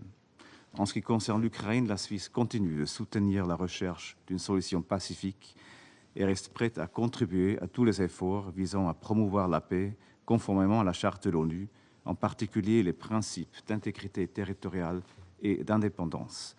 Rien ne peut justifier les conséquences humanitaires, sociales, psychologiques et économiques désastreuses de cette agression militaire. Elle nuit à tout le monde et ne profite à personne. Nous continuerons également notre engagement pour une péninsule coréenne dénucléarisée et en paix, et encourageons également le recours aux bons offices du secrétaire général pour un retour au dialogue, à la désescalade et dans la recherche de solutions diplomatiques. Nous encourageons la RPDC à engager un dialogue constructif avec le Conseil et le système onusien. Je vous remercie. I thank the representative of Switzerland for their statement. I now give the floor to the representative of Mozambique. Madam President, Mozambique wishes to commend the United States Presidency for convening this briefing section. We thank Mrs. Rose DiCarlo and the Secretary General for Political and Peace-Building Affairs, and Mr.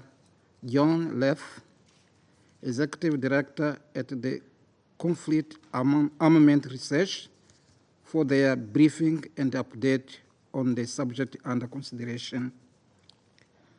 We acknowledge the presence of the representatives of Democratic and People's Republic of Korea in this meeting. We also acknowledge the participation of representatives of Ukraine and the representatives of delegations of the European Union. Madam President, we have several times expressed in this chamber our deep concern about the persistence of weaponization of the world, which undermines the global nuclear disarmament and non-proliferation. The situation on the Korean Peninsula is sensitive for its potential for further escalating of tensions over the region. The risks associated with this situation are particularly related to the proliferations of weapons that can fall into terrorist groups or unauthorized institutions or entities, endangering the international peace and security. It is in this context that we continue advocating for exercise of moderation, restraint, and avoiding unilateral actions or inflammatory languages. The international community has a crucial role to play in promoting dialogue conducive to lasting peace and stability on the Korean Peninsula. Our collective responsibility is utmost important since it may contribute to prevent and eradicate the threat posed by nuclear weapons. We call upon all importing and producing states to comply with their international obligations through effective dialogue and cooperation to ensure sustainable peace and stability in the region and in the world at large. Madam President, peace and security anywhere will only be possible through enforcement of international measures and instruments. The Outer Space Treaty, the Comprehensive Nuclear Test Ban Treaty, the Nuclear Non-Proliferation Treaty, and other relevant UN resolutions play a critical role in this regard. This is the best time for all of us to converge around the Secretary General's appeal and the agenda for disarmament. To conclude, Madam President, a world with less nuclear proliferation will always be a world with more peace and security. Otherwise, as long as the current trend of the competition and the nuclear rise prevails, world peace and stability will be under permanent threat. I thank you, Madam President. I thank the representative of Mozambique for their statement. I shall now make a statement in my capacity as representative of the United States. Thank you, Undersecretary General DiCarlo and Mr. Leff, for your briefings. In vetoing the mandate renewal of the 1718 Committee panel of experts, Russia sought to prevent crucial objective investigations into DPRK's violation of Security Council resolutions. To shield the world from the truth about the DPRK's dangerous actions and Russia's complicity in them. The loss of this committee makes organizations like conflict armament research all the more critical, and the United States is grateful that its independent, well-regarded experts continue to provide clear and credible reporting on DPRK-related violations. These reports show why Russia was so desperate to overturn the mandate's renewal. Russia and the DPRK are engaging in unlawful arms transfers and training in brazen violation of numerous Council resolutions. Colleagues, resolutions 1718, 1874, and 2270 collectively prohibit UN member states from receiving any arms, related material, arms training, or assistance from the DPRK or providing them to the DPRK. These resolutions were adopted in response to North Korea's nuclear tests. They are evidence of our sacred obligations to uphold international peace and security. Russia knows this. Russia voted for each and every one of these resolutions, and yet Russia has violated them in both directions. We assess North Korea has now sent Russia more than 20 1,000 shipping containers of munitions to date, containing at least 6 million heavy artillery rounds, along with well over 100 ballistic missiles. The Center for Armament Research's independent findings corroborate what we have seen in press reporting and other open source analysis. These missiles have subsequently been launched into Ukraine, impacting near civilian infrastructure and populated areas such as Kyiv and Zaporizhia. And the DPRK continued preparations to transfer more missiles to Russia in late 2024. We also have information that a large number of DPRK Origin 170 millimeter long-range self-propelled artillery pieces and 240 millimeter long-range multiple rocket launchers are being introduced into the conflict. And now Russia turns to the DPRK for manpower as well as munitions in order to carry out its war of aggression against Ukraine, welcoming more than 11,000 DPRK troops onto its soil. And this is not from the press, this is from the DPRK. And not just any soldiers. North Koreans sent elite special forces units to Russia. This marks the first time North Korean troops have participated in large-scale ground combat operations in more than 70 years, and the first time they've done so outside the Korean Peninsula. And Russia is likely to use the deployment as a basis for future combined training exercises with the Korean People's Army. This is not a one-way street.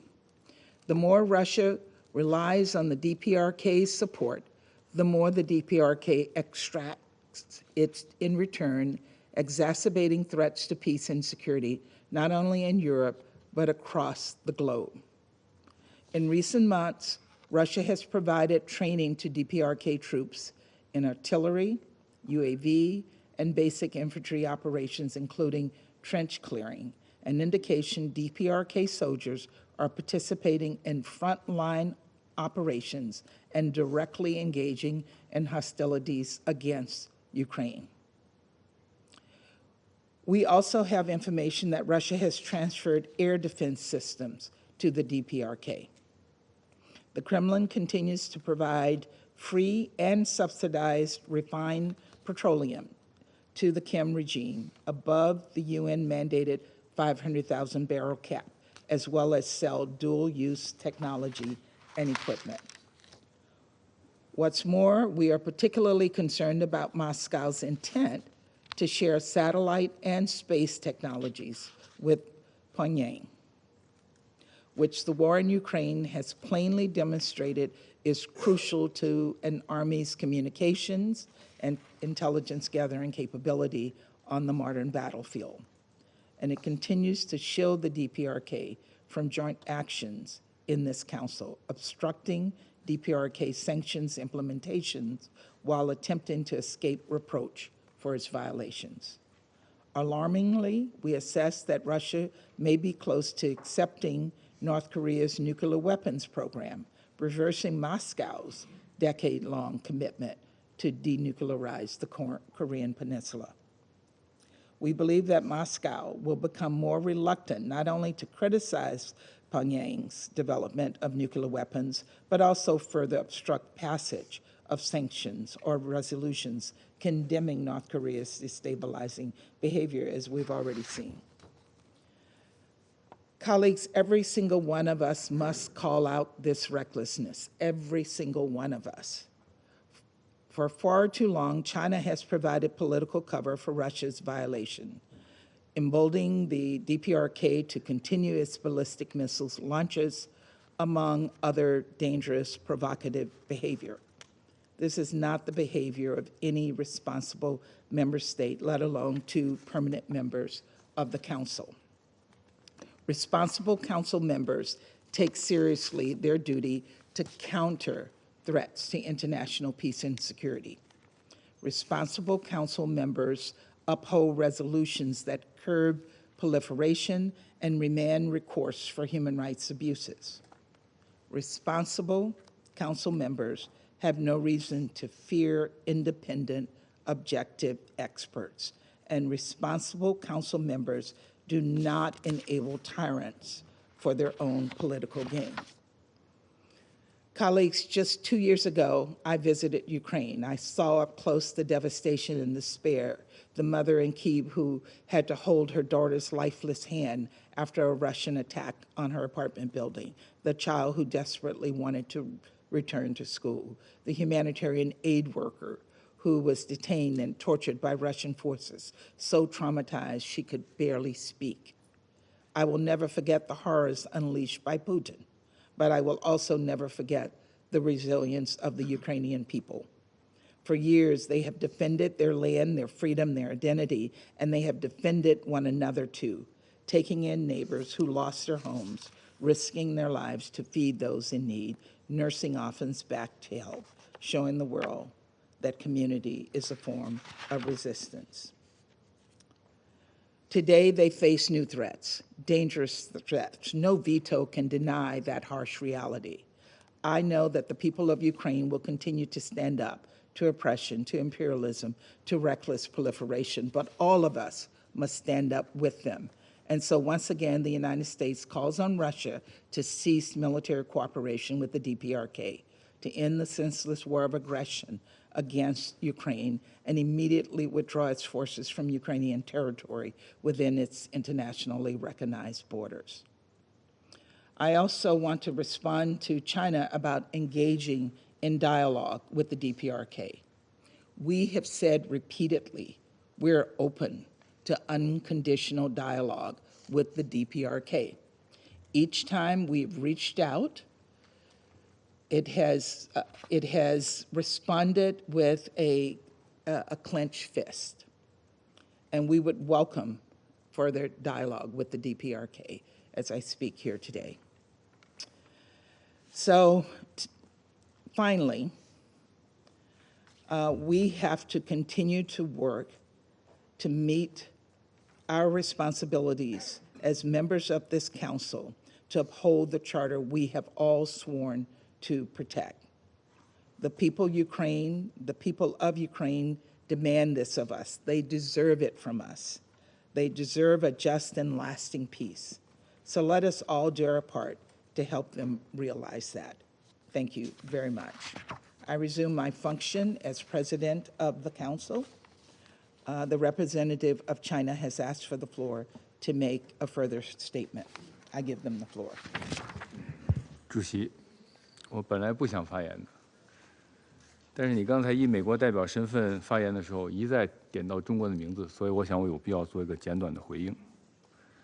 你刚才发言中对中国在半岛问题上的政策和立场进行歪曲和抹黑，这完全不可接受。中国作为负责任的大国和安理会的常任理事国，一贯主张根据宪章的宗旨和原则，和平解决争端。我们一直努力推动有关地区冲突和紧张局势的政治解决。无论是乌克兰问题上，还是半岛问题上，中方都在为和平疾呼、为对话奔走、为维稳努力。我们会继续这么做。同时，我们也希望美方能够切实为推动这些问题的最终解决发挥积极的作用。谢谢。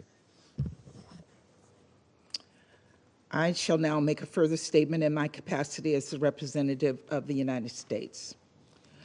I'm not going to respond directly because the issues that are on the floor now at hand is whether China has been giving support to Russia's efforts and protecting the ROK. Protecting the DPRK. And we have seen that over and over in this council. So I leave where I started in my statement. I think that statement stands for what I said. So I thank you very much. And unless there is another response, I will now give the floor to the representative of the Democratic People's Republic of Korea. President, 2024 draws a close with its record as the most complicated and tragic year in the modern history. However, even today, we still witness the repetition of the abnormal practice at the UN Security Council, where discussion of the practical matter directly related to the international peace and security are put aside, while some individual member states are unreasonably taking issue with independent sovereign states for the sake of their narrow geopolitical interest. This meeting is yet another example showing that the UN Security Council is neglecting its important duty assigned by international community and abuse as an instrument of the United States for political pressure and platform of propaganda for spreading sinister public opinion. I strongly denounce the United States and its following forces for convening this unlawful meeting that turns black into white in pursuit of their selfish geopolitical interests without any regard for UN Charter and recognized international law. United States, its allies are none other than the main culprits who have incited confrontation and discord among nations and formation ceaseless massacre of the civilian with irresponsible and illegal military intervention all the year around across the planet. Since outbreak of the Ukrainian crisis, U.S. military aid to the Zelensky clique has far exceeded $60 billion. This fact alone is enough to know how much it has contributed to destruction of the peace and stability in the region and beyond. In particular, outgoing U.S. administration allowed Ukraine to strike Russia's interior with U.S.-supplied long-range weapons, and some other Western countries followed suit, thus driving the Ukrainian crisis to the more dangerous phase, giving rise to concern for outbreak of the new World War. It is also the United States and its allies who have caused the present total chaos and disorder and the worst ever humanitarian disaster since World War II in the Middle East. The reckless military act of the United States that seriously undermine international peace and security are already overstepping and the limit on Korean Peninsula as well. The United States has deployed tens of thousands of troops and all kinds of high-tech military hardware on permanent standby for several decades on Korean Peninsula and staged aggressive, frantic war exercise annually, mobilizing its strategic nuclear assets. It has recently elevated its alliance with ROK to the nuke-based military bloc. Thus, outbreak of the nuclear war in Northeast Asia is no longer a possibility, but a matter of time. While indulging its self-military intervention and the war threatened against sovereign states around the world, the United States has called for this meeting of the UN Security Council, talking about someone's alleged military engagement. This is truly an example of the manifestation of the guilty party feeling shoot first. Whatever pro-US countries do, it is all legal and contribute to peace and security. But when anti-US sovereign states exercise legitimate rights, it is all illegal and threaten peace and security. Such brigandage argument is totally unacceptable in any case, as a typical example of a double standard. When it comes to normal development of the cooperative relation between sovereign states that fully conform with the UN Charter and international law, it's not a kind of the matter that anyone can interfere in. The Korea-Russia relationship is based on the Treaty on Comprehensive Strategic Partnership between the DPRK and the Russian Federation, that comes into effect in recent weeks. It promotes the welfare of the people of both countries and served as the security mechanism for easing tension in the region and guaranteeing a strategic stability of the world. It becomes a positive contribution to international peace and security and can by no means be subject of the criticism. DPRK will never tolerate the arbitrary and high-handed practice of the United States and its following forces in their attempt to impose hegemonic unipolar system of domination. It will fulfill its responsibility to defend a genuine international justice and to safeguard global peace and security. I thank you. I thank the representative of the Democratic Republic of Korea for their statement. I now give the floor to His Excellency, Mr. Stavros Lambrinidis, head of the delegation of the European Union to the United Nations. Thank you, Madam President. I have the honor to speak on behalf of the European Union and its member states. The candidate countries North Macedonia, Montenegro, Albania, Ukraine, the Republic of Moldova, Bosnia and Herzegovina, and the EFTA country Iceland, member of the European Economic Area, as well as San Marino, align themselves with this statement. I would like to thank USG Rosemary DiCarlo and Mr. Jonah Leff for their briefings. President, I will focus my intervention around two main themes that are linked in an ever more dangerous way today. First, the Democratic People's Republic of Korea's continued violation of its non-proliferation obligations. And second, the increasing military cooperation between the DPRK and Russia, which constitutes a dangerous escalation and expansion of Russia's war of aggression against Ukraine, with serious and direct security implications not just for Europe, but globally. On non-proliferation, the nuclear and missile programs of the DPRK pose an immediate security threat to all countries and to the international disarmament and non-proliferation architecture as a whole. The DPRK must comply immediately with its obligations under UNSC resolutions by abandoning all its nuclear weapons, other weapons of mass destruction, ballistic missile programs, and existing nuclear programs in a complete, verifiable, and irreversible manner, and cease all related activities. Virtually everyone in this room has said this today. Virtually everyone. All UN member states, especially members of the UN Security Council, must ensure the full implementation of UN sanctions. We stress that those sanctions remain fully in place despite the Russian veto that derailed the 1718 Committee's panel of experts from continuing its work.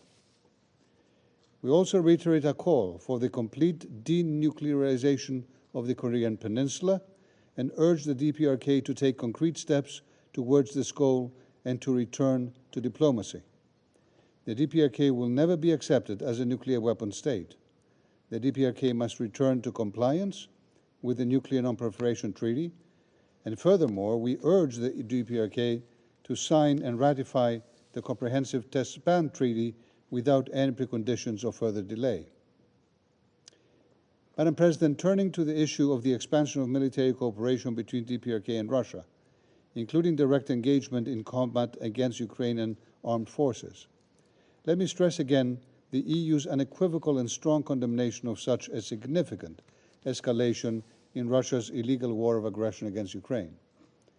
The presence of thousands of DPRK troops cooperating with the Russian military constitutes a serious breach of international law, including the most fundamental principles of the UN Charter, and a flagrant violation of multiple Security Council resolutions. This is a hostile act by the DPRK, which carries serious consequences for regional and global peace and security. Russia is knowingly spreading instability and escalation, not just in Europe anymore, but also on the Korean Peninsula and in the wider Indo-Pacific region. But the DPRK and Russia have been deepening their military cooperation in other areas as well.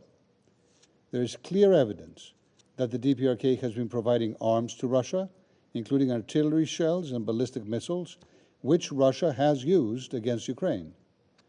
Any arms exports or imports involving the DPRK are in violation of multiple Security Council resolutions. Russia itself, a permanent member of this Council, is directly accountable for these violations. We urge third countries to cease all assistance to Russia's war of aggression. This includes not only direct military support, but also the provision of dual-use goods and sensitive items that sustain Russia's military-industrial base. President, the interlinked character of these developments is increasingly evident and alarming. The European Union is particularly concerned about the potential for any transfer of advanced military capabilities or technologies by Russia to the DPRK, including nuclear or ballistic missile-related technology, in violation of relevant Security Council resolutions. In light of this, Russia's apparent shift of position on the denuclearization of the DPRK is highly suspect, dangerous, and unacceptable. Russia abandons key obligations from the non-proliferation treaty, including to prevent nuclear proliferation, and violates multiple Security Council resolutions adopted by Russia's support, lest we forget. What is at stake is potentially monumental in terms of its proportions and its consequences for global, international peace and security. This Council needs to intervene before it is too late. Thank you, Madam President. I thank His Excellency, Mr. Lambrinides, for his statement, and I now give the floor to the representative of Ukraine. Well, thank you, Madam President. I thank Under-Secretary General Rosemary DiCarlo and Director Leff for their briefings. The direct involvement of DPRK troops in Russia's war of aggression against Ukraine is now a matter of fact. Starting at least from December 14th, numerous evidence, including video footage captured by Ukrainian drones, confirm the participation of North Korean soldiers in assaults on Ukrainian positions. The Russian forces have integrated these DPRK units into joint formations, employing them in operations against Ukrainian forces in the Kursk region.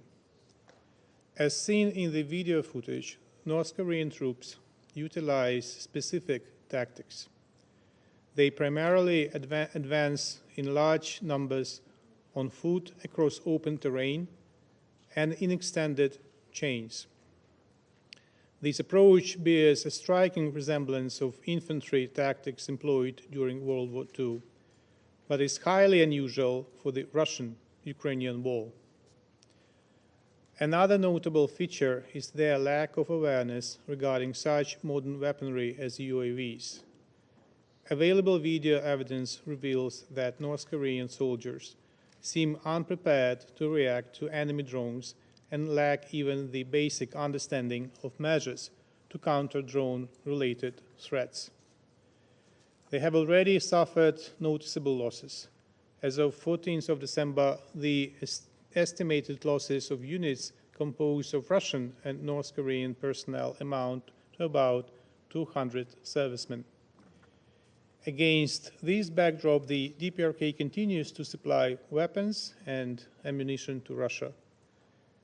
In particular, since December 2023, the DPRK has transferred over 20,000 containers of munitions and military equipment, as well as over 100 ballistic missiles to Russia, used by Moscow against Ukraine.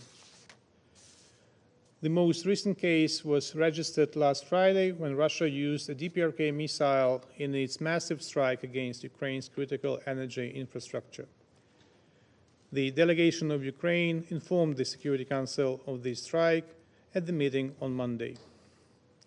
It should be stressed that through these arms transfers, Russia and the DPRK are flagrantly violating the UN arms embargo on the DPRK envisaged by multiple UN Security Council resolutions. Moreover, Russia's training of DPRK troops also violates the above resolutions. I wish to reiterate that neither Russia nor the DPRK would be able to produce missiles to the current amount if components manufactured by third countries were not available to Moscow and Pyongyang through various loopholes in sanctions regimes. Russia also uses the existing loopholes to provide its own military assistance to the DPRK, including sensitive technologies. No doubt, the components from third countries and military technologies from Russia, which likely include advanced ICBM technology, contribute significantly to the development of the DPRK nuclear and ballistic missile programs, including ICBMs. There are about 7,000 kilometers from the DPRK to Ukraine, and I do not need to remind the range of ICBMs and what countries are within this range. It clearly illustrates that the issue of Ukraine and the Korean Peninsula are clearly not different issues. The actions of Moscow and Pyongyang have made them interconnected. These steps by Moscow and Pyongyang undermine international efforts aimed at achieving the complete, verifiable, and irreversible denuclearization of the Korean Peninsula. In this regard, we commend recent decisions by our partners to strengthen sanctions against Russia and the DPRK and call for further decisive measures on the matter. Due to Russia's expansion of the war against Ukraine, security in Europe and in the Indo-Pacific are now directly linked. Putin wants to create more problems for the world in Asia, and this is why the Russians are training North Korea in modern warfare. The actual involvement of North Korea in hostilities should be met with tangible pressure on both Moscow and Pyongyang for the sake of compliance with the UN Charter and punishment of escalation. Thank you. I thank the representative of Ukraine for their statement. There are no more names inscribed on the list of speakers. The meeting is adjourned.